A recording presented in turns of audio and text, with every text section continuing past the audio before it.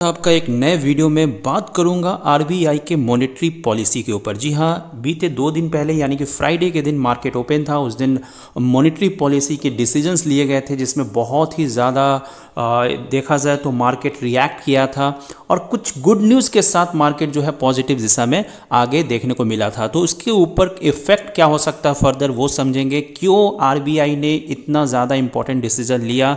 अब जैसे कि 50 बीपीएस पॉइंट्स यानी कि आप देख सकते हो रेपो रेट में कट किया।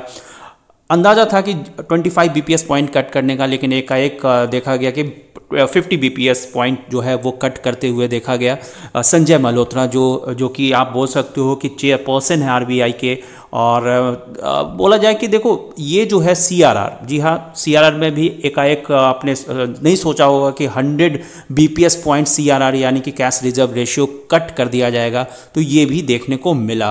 तो ये माफ़ कीजिएगा, मैं चेयरपर्सन बोल रहा था कि आरबीआई के जो गवर्नर हैं संजय मल्होत्रा, जी हाँ, उन्होंने बहुत ही एक्सट्रीम डिसीजन लिया है ये रेपो रेट और सीआरआर कट करने को लेके। तो इसमें बहुत ज़्यादा जो पॉइंट्स हैं वो मैं डिस्कशन करूंगा।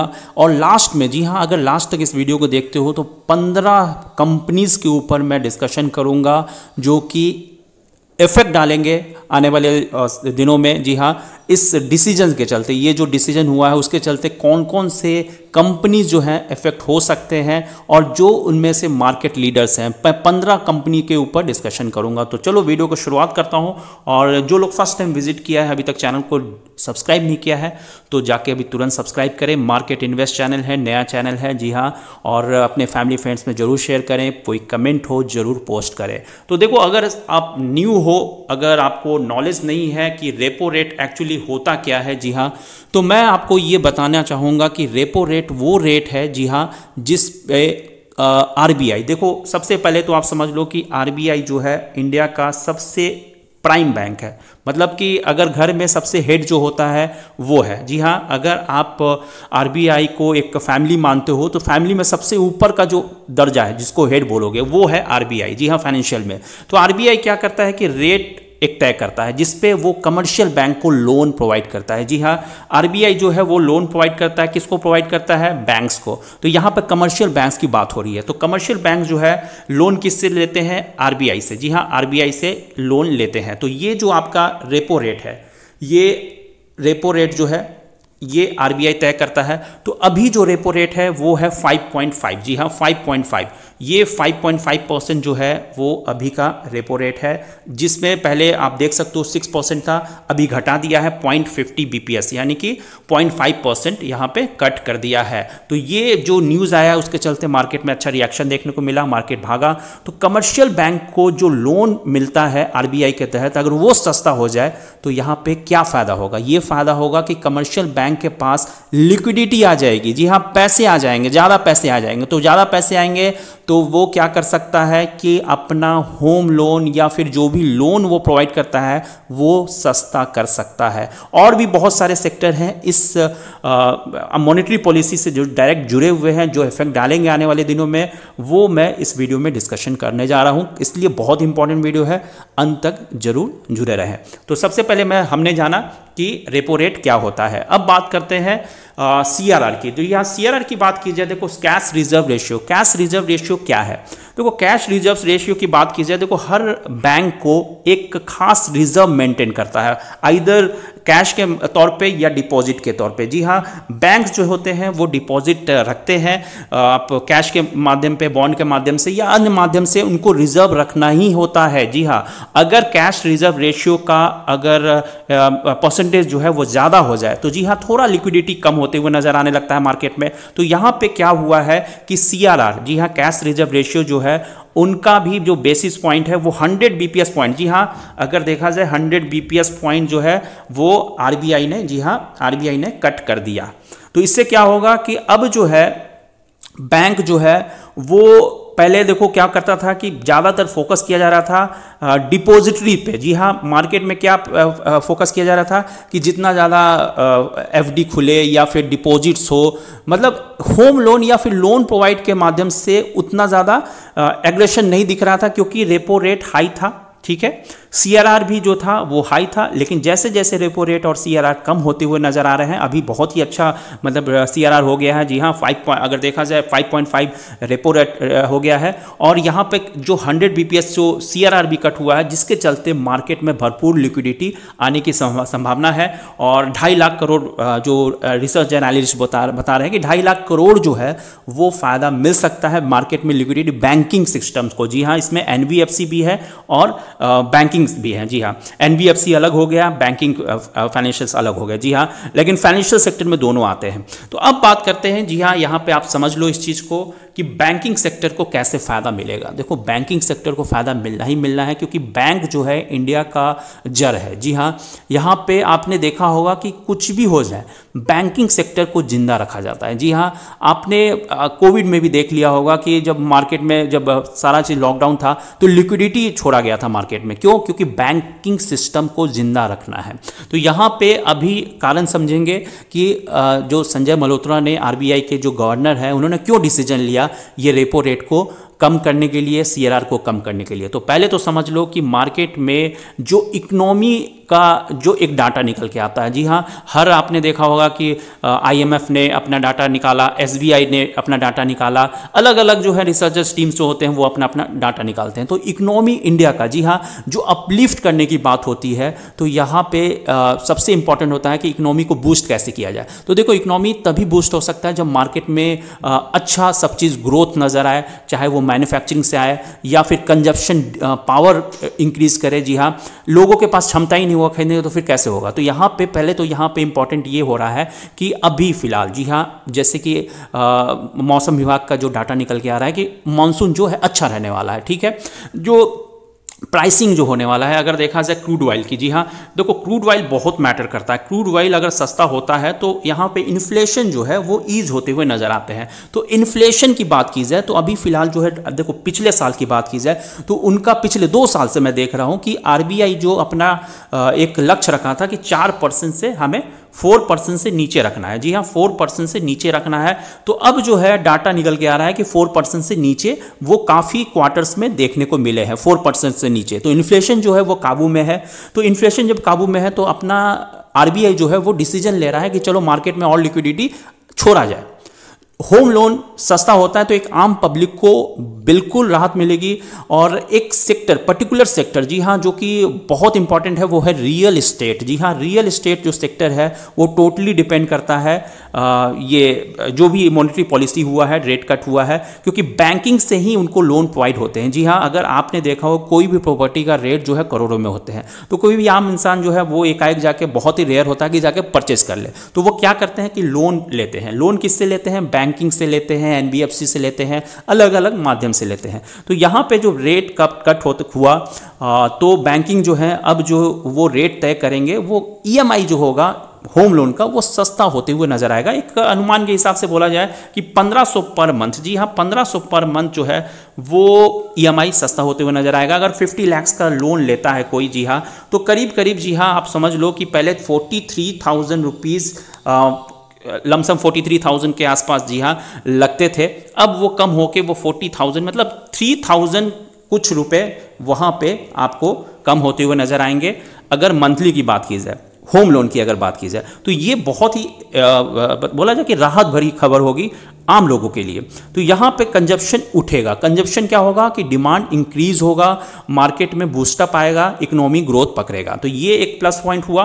दूसरा मैं बात करूंगा, जी हाँ, ये ऑटोमोबाइल सेक्टर की। ऑटोमोबाइल सेक्टर की देखो, NBFC और बैंकिंग सेक्टर दोनों मैंने कवर किया। NBFC भी आपको वही चीज़ है, जी हाँ, नॉन बैंकिंग फाइनेंशियल सेक्टर, और बैंकिंग डायरेक्ट फाइनेंशियल सेक्टर में आती है। और बैंकिंग में बहुत सारे स्टॉक्स हैं, बहुत सारे कंपनीज हैं, लेकिन मैं मार्केट के लीडर के ऊपर डिस्कशन करूंगा, अंत तक बने रहना। और NBFC के ऊपर भी मैं डिस्कशन करूंगा, 2 स्टॉक के ऊपर, और 15 स्टॉक जो 15 कंपनीज है जिसके मार्केट कैपिटल के अनुसार, वो मैं लास्ट में डिस्कशन करूंगा। तो अभी से भी जाके चैनल को सब्सक्राइब जरूर करें, क्योंकि आगे भी इंपॉर्टेंट वीडियोस आप लोगों के लिए लाता रहूंगा।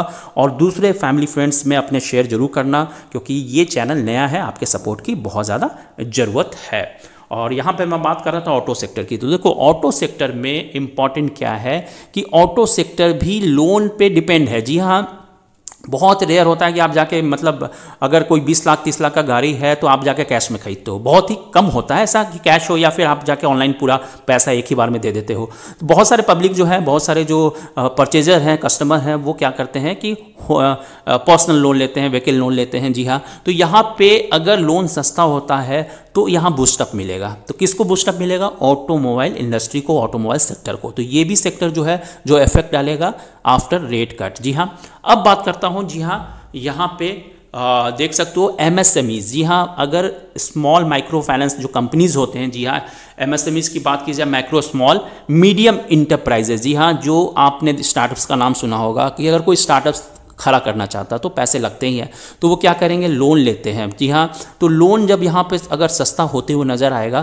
तो एमएसएमई सेक्टर भी अपलिफ्ट करेगा, तो ये भी एक इकोनॉमी का बूस्टअप का काम करेगा। तो ये सब जो सेक्टर है, जी हाँ, बिल्कुल प्राइम फोकस पे रहेंगे after monetary policy of RBI. जी हाँ, अब बात करता हूँ। देख सकते हो कि यहाँ पे पहले तो मैं बोल रहा था कि मार्केट इन्वेस्ट चैनल जो है जाके अभी से भी सब्सक्राइब जरूर करें, और देखो आपने अगर शेयर नहीं किया है वीडियो को जरूर शेयर करें, कमेंट जरूर करना, ठीक है। और कोई रिक्वेस्ट हो, ठीक है, किसी टॉपिक के ऊपर, तो वीडियो के लिए आप रिक्वेस्ट कर सकते हो।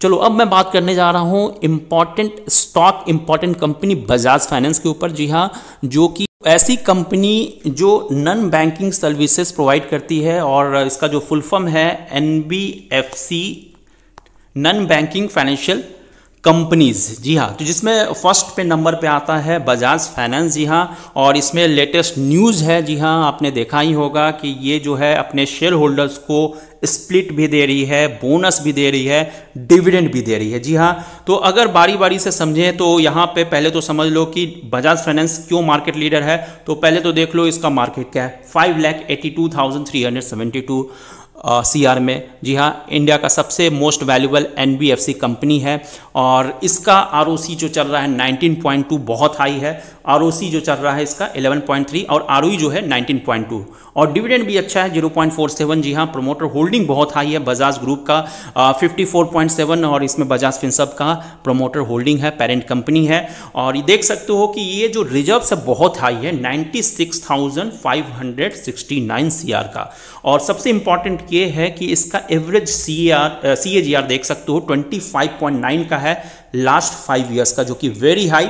ये किस चीज़ का है? प्रॉफिट ग्रोथ का CAGR। जी हाँ, और इसका प्राइस CAGR देखा जाए तो आप देख सकते हो कि कंपनी का प्राइस CAGR क्या रहा है लास्ट 5 ईयर्स का। तो देख सकते हो स्टॉक प्राइस CAGR, जी हाँ, 5 ईयर्स का 31%, वेरी वेरी हाई, और 10 ईयर्स का जो है वो 35% का है।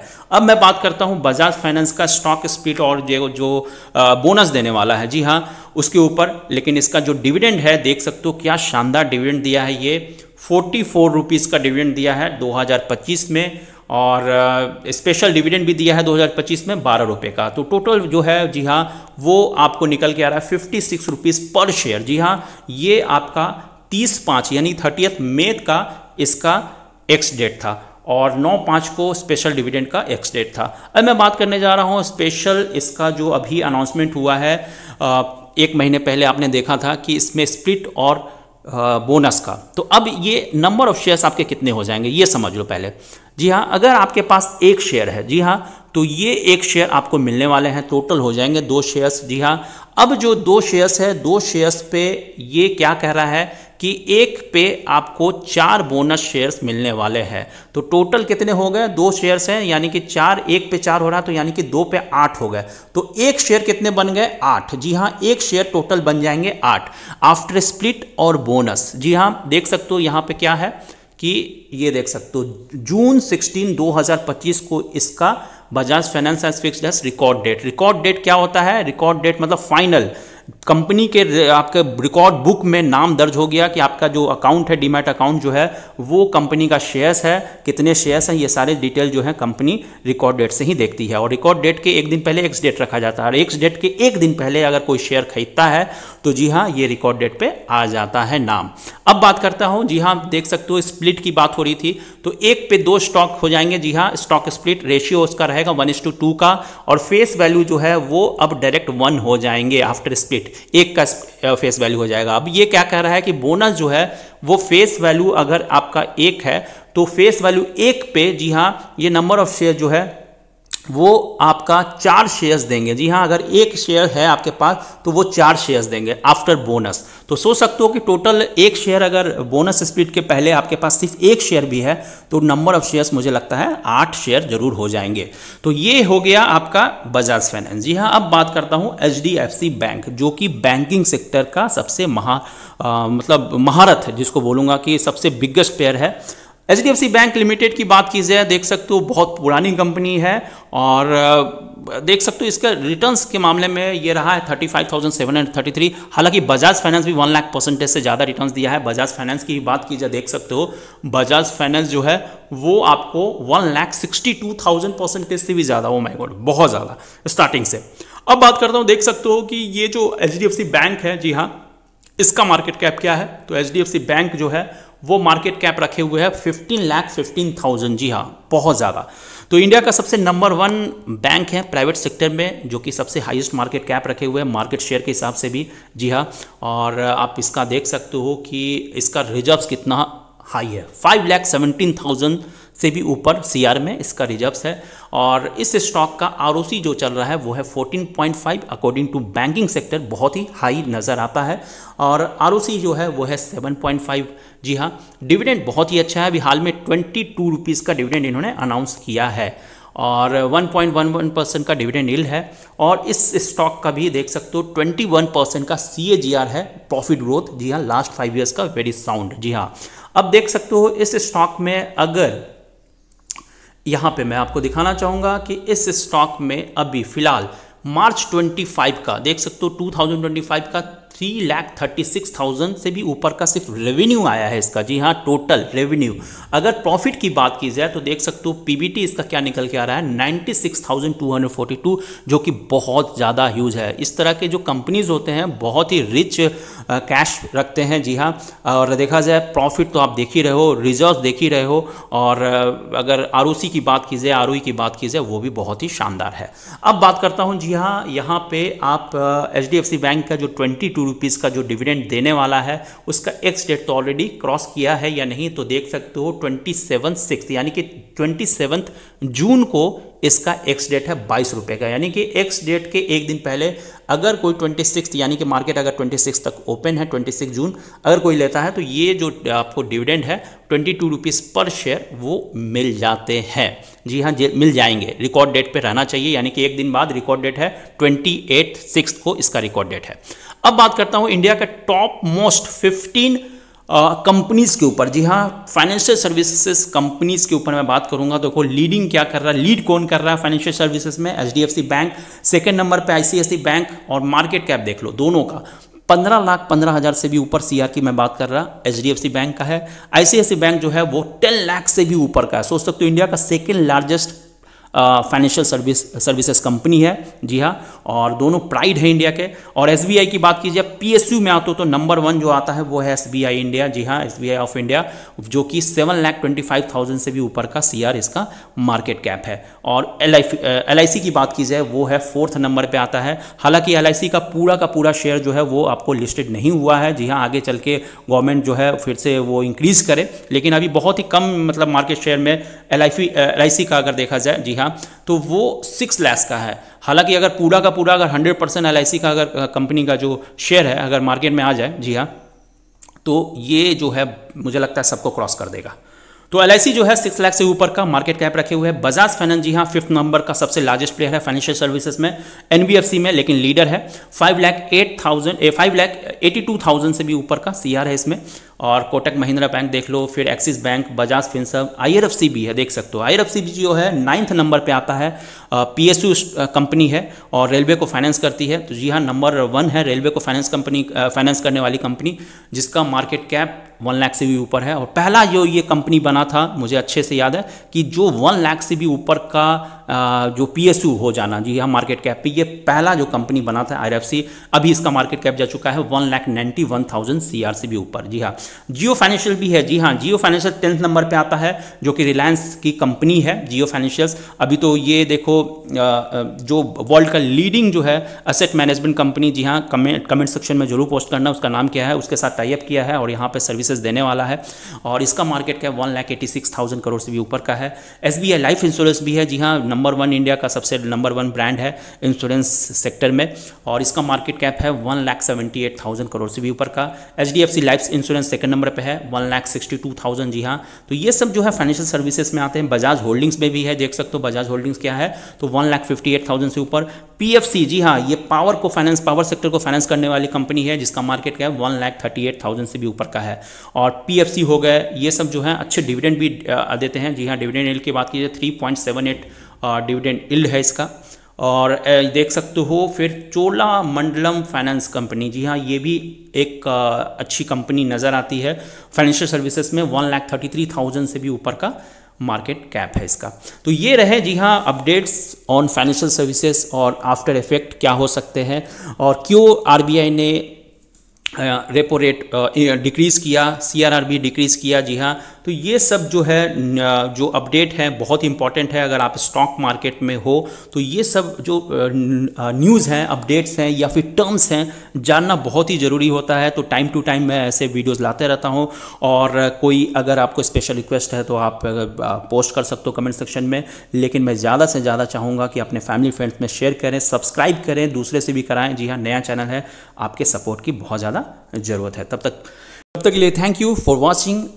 Be healthy, be happy.